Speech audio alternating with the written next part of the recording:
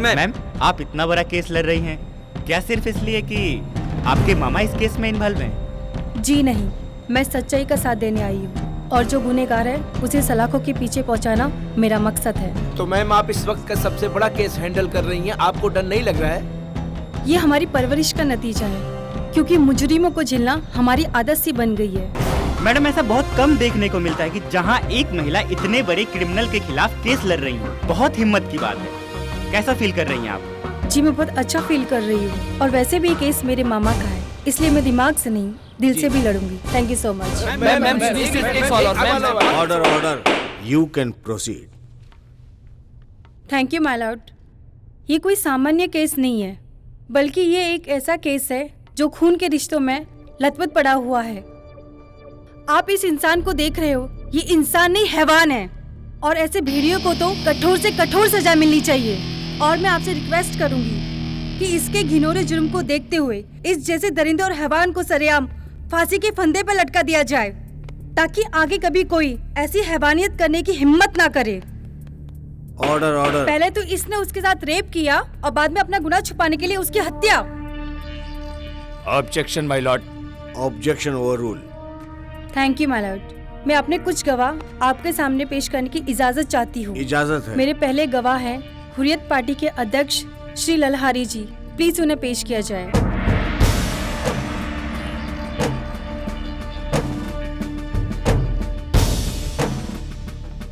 मैं जो कुछ भी कहूँगा सच कहूँगा, सच के सिवा कुछ नहीं कहूँगा। हाँ तो ये बताइए मिस्टर ललहारी जी, आपने मौके वारदात पे वहाँ क्या देखा? मैंने देखा ये हत्यारा पूरे बेदर्दी के साथ उसकी हत्या कर दी, और इसके हाथ में जो खंजर था वो खून से लथपथ था। ललहारी, मैं तेरा खून पी जाऊंगा साले। जज साहब देखिए, अदालत में भी खून पीने की बात कर रहा है। देखिए, जब यहाँ पे ऐसी हरकत कर सकता है तो ये बाहर कुछ भी कर सकता है। अगर दोबारा ऐसी हरकत की तो तुम्हें जंजीरों में जकड़ दिया जाएगा। Thank you my Lord. Mister Khanna, आप इनसे कुछ पूछना चाहेंगे? No madam. थैंक यू, आप जा सकते हैं। जी। जज साहब, अब मेरे दूसरे गवाह हैं दरोगा शराफत अली। प्लीज उन्हें पेश किया जाए। आपने मौका वारदात पे क्या देखा? अच्छा ये बताइए, आप मौका वारदात पे कब पहुंचे? मुझको 4 बजे के आसपास ललहारी जी का फोन आया था कि उनके घर में मर्डर हो गया है। तो उस वक्त आपने क्या देखा? मैंने देखा जज साहब, खून से सनी एक लड़की की लाश वहाँ पड़ी थी, और ये लड़का मदहोशी में ललकारता हुआ चिल्ला रहा था। उसके बाद मैंने लाश को कब्जे में ले करके मुजरिम को गिरफ्तार किया जज साहब। थैंक यू, आप जा सकते हैं। धन्यवाद। मेरे आखिरी गवाह है अभय गुप्ता। प्लीज उन्हें बुलाया जाए।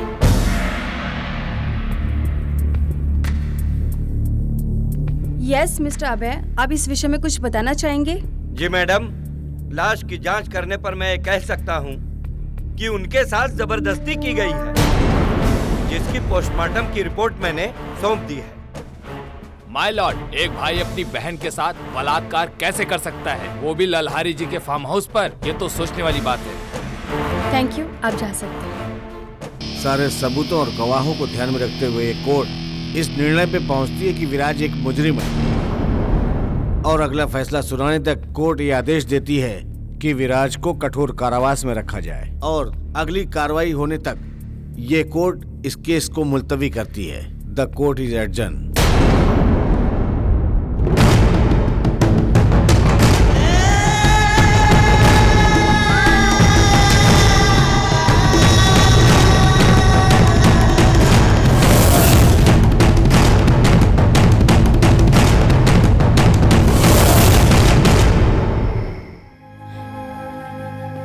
नहीं, कहीं कुछ तो गलत है। उसके चेहरे पे वो गुस्सा,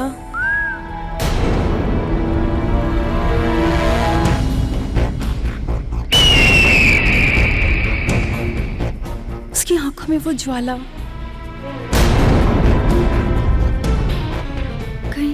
कहीं कानून की रक्षक होकर किसी बेगुनाह की हत्या की वजह न बन जाऊं। नहीं, शायद वो ऐसा घिनौना काम नहीं कर सकता है।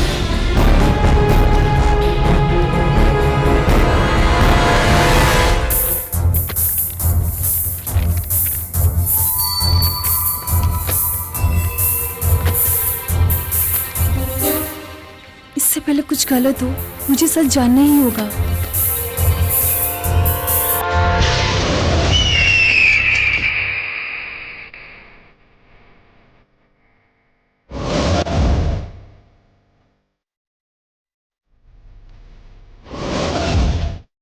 इससे पहले यहाँ पे क्या हुआ था? नहीं नहीं, हमको कुछ नहीं पता, कुछ नहीं पता, हम कुछ नहीं जानते। नहीं मालूम। आप लोगों को कुछ नहीं पता? नहीं नहीं। मैडम। इतना डर क्यों रहे आप लोग? नहीं तो। नहीं मैडम, हम कहाँ डर रहे हैं।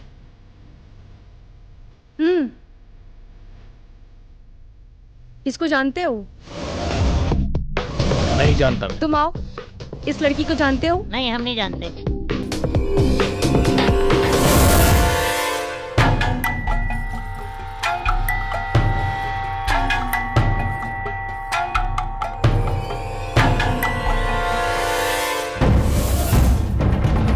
चलो चलो, कुछ गड़बड़ है।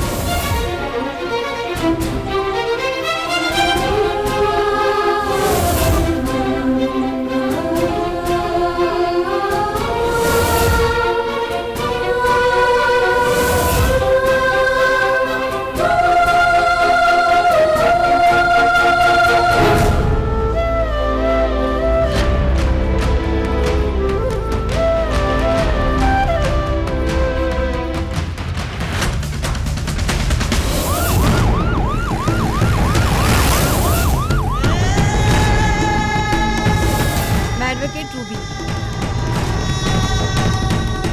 आइए। जय हिंद सर।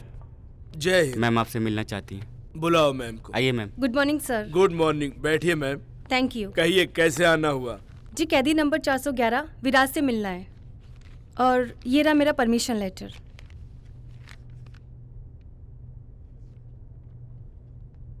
हवलदार जी सर। मैम को ले जाइए बैरक नंबर 4 में।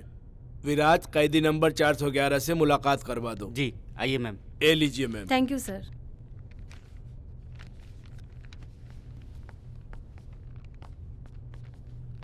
ये है बैरक नंबर 4।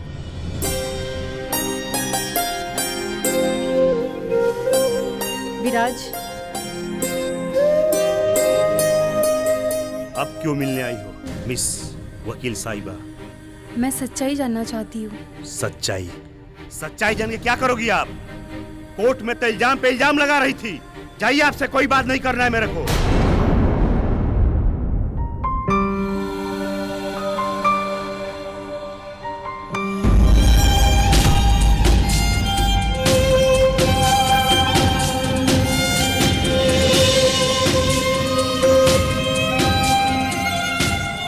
अरे रुबीना, तू कैसन बाड़ू हो? देख ही रहे हो। हमार कबो याद आवला कि ना? याद तो तब आती है जब कई महीनों कई वर्षों से जुदा हो। तुम तो हमेशा मेरे दिल में मौजूद थे। एक हम कि तार के जाते ही भुला गए। चल झूठा। अच्छा ये सब क्यों? और जो तुमने अदालत में बोला वो सब? अब हम तार के सच्चाई बताई। जौन आदमी आज तक एगो मच्छर ना मरलस, वो अपना बहन के। खैर कोनो बात ना, मुबारक हो, तू केस जीत रहा बाड़ू। जीत? ये जीत कोई कहमत से कम नहीं है। ये खुदा का कैसे इम्तिहान है जिसने हमारे बीच जज्बातों की सलाखें खड़ी कर दी हैं। जहाँ एक तरफ मामा और दूसरी तरफ मेरी मोहब्बत। मैडम मिलने का समय खत्म हुआ।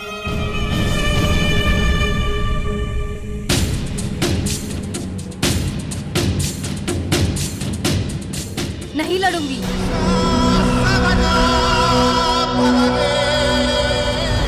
तुम्हारा दिमाग खराब हो गया है। ये क्या अनाप शनाप बके जा रही हो? अरे तुम लॉयर हो तो इसका मतलब ये नहीं कि कहीं पे भी वकालत शुरू कर दोगी। लॉयर से पहले मैं एक इंसान हूँ और मैं अपनी आंखों के सामने ऐसे इंसान को देख रही हूँ जो इंसान का मुखौटा पहन के लोगों में नफरत बांट रहा है। अरे जिस मिट्टी का खाते हो उस मिट्टी को बर्बाद तो मत करो। आपके चाटे में इतना जोर नहीं जो मैं सच्चाई का रास्ता छोड़ दूं। तू अगर केस नहीं लड़ेगी ना तो कोई और लड़ेगा। अरे तुमको नहीं पता कि हम क्या हैं? यहाँ वकीलों की छड़ी लगवा दूंगा, छड़ी। और मैं आपको जानना भी नहीं चाहती हूँ, पर हाँ आप एक बात जान लीजिए, अगर मुझे जान की बाजी भी लगानी पड़ी ना तो भी मैं विराज को बचाऊंगी और लाड़ो के कातिल को सजा दिला के रहूंगी। अरे ये लड़की पागल हो गई है, दिमाग खराब करके रखती है। बैठ।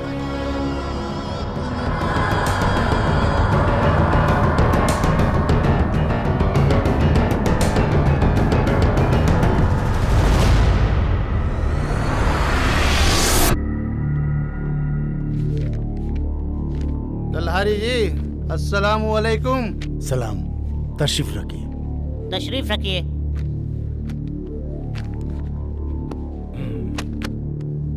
देखिए, मेरा सिलेक्शन कभी बेकार नहीं जाता और हम उम्मीद भी आपसे यही करते हैं।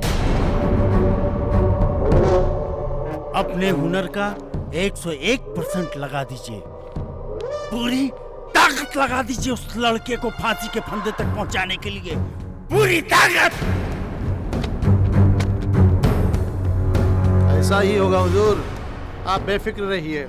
इतिहास गवाह है, अभी तक ये रिजवी हार का मुंह तक नहीं देखा। शाबाश, शाबाश, शुक्रिया। विराज, तुम ये पेपर साइन कर दो।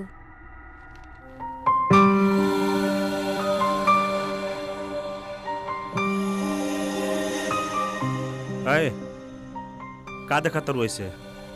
बचपन की यादें ढूंढ रही हूँ। ये गाल, ये चेहरा, इन जगह पे कभी रूहा भी नहीं जमा था और आज दाढ़ी और मूंछ आ गई है। बड़े स्मार्ट लग रहे हो। रोमांस करे खातिर हीरो तैयार बा, कोनो हीरोइन मिली तब ना। ए, सीना में गोली मार दे।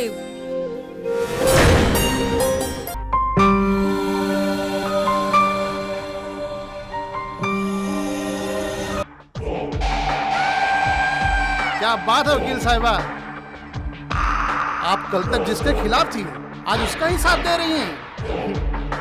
क्योंकि विराज बेकसूर है। आप जैसे काबिल वकील के जुबान से ऐसी बातें शोभा नहीं देती। कानून को सबूतों और गवाहों की जरूरत पड़ती है, आपके अल्फाजों की नहीं। माय लॉर्ड, जो भाई अपनी बहन की खुशी के लिए, उसके चेहरे पे एक मुस्कान पाने के लिए दिन रात मेहनत करता था, उसकी शिक्षा के लिए अपना खून पसीना बहाकर एक एक रुपया जोड़ता था, वो भाई ऐसे कैसे कर सकता है माय लॉर्ड? वकील साहिबा, आप अपनी खोखले जज्बातों से कोर्ट को गुमराह कर रही हैं। मिस रूबीना, आप अपनी भावनाओं पे काबू रखें। आपके पास कोई ठोस सबूत या गवाह हो तो कोर्ट में पेश करें। मैं जानती हूँ जज साहब कि कानून सबूतों और गवाहों का मोहताज होता है, मगर सवाल जब किसी की जिंदगी और मौत का हो तो इंसान का कैरेक्टर, हत्या का मकसद, हालात आदि को मद्देनजर रखना जरूरी है। मेरा मुवक्किल कोई पेशेवर मुजरिम नहीं है। मैं ऐसे सैकड़ों गवाह पेश कर सकती हूँ जो उसके बेदाग कैरेक्टर और अच्छे आचरण की गवाही देंगे। ऐसे सैकड़ों उदाहरण पेश कर सकती हूँ जो चीख चीख के कहेंगे कि मेरा मुवक्किल खूनी नहीं हो सकता।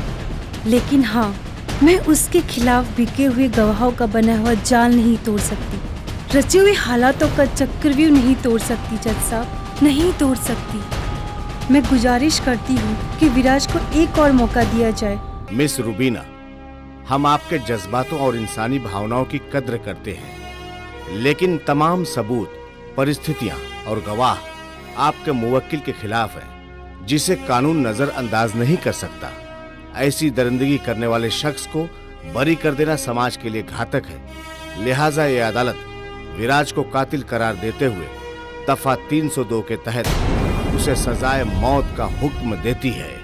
To be hang till death. The court is adjourn. भले ही मैं कानून से हार गई, पर मेरा प्यार मेरा प्यार नहीं हारेगा। भले मैं उसके सुहागन बनकर ना जी सकूं, तो क्या हुआ? उसके नाम का सिंदूर हमेशा मेरी मांग में सजा रहेगा।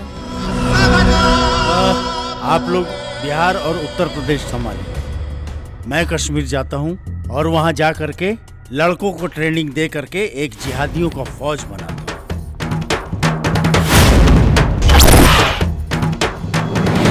या अल्लाह, ये सब क्या है? मांग में सिंदूर?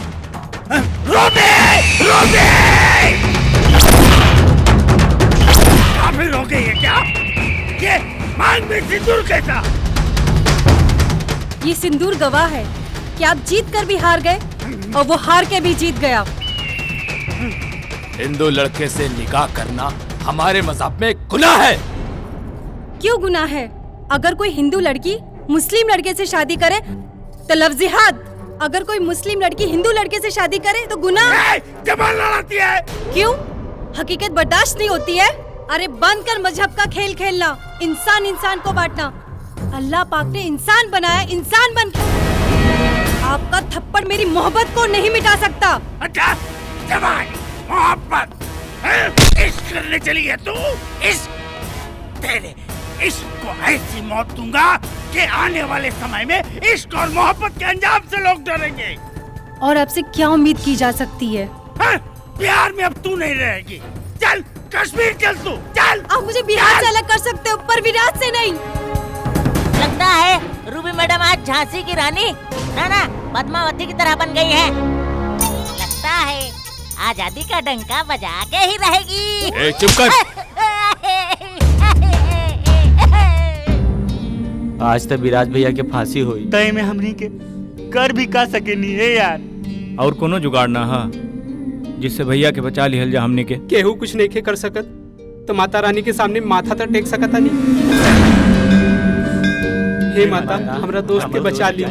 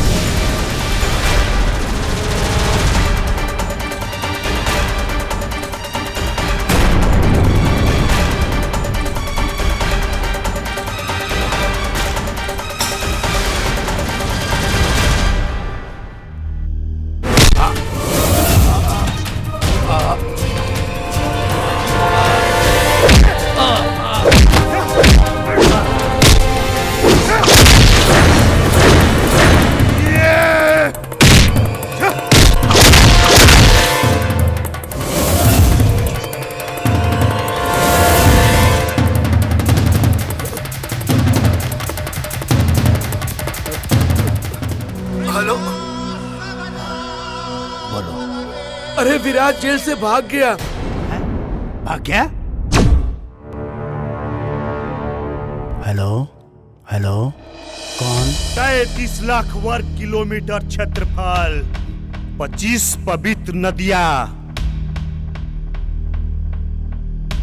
3 समुंदर, एक गगनचुंबी हिमालय के मालिक हिंदुस्तान के एगो लड़का बोल रहल बानी। बल्कि जौना देश के तेरे पूरा करे के चाहता, वही देश के माटी में तोरा के दफनावे के बाद हमार रहल बानी कश्मीर ललहारी। आपन पसंदीदा फिल्म देखे खातिर डाउनलोड करी दंगल प्ले ऐप।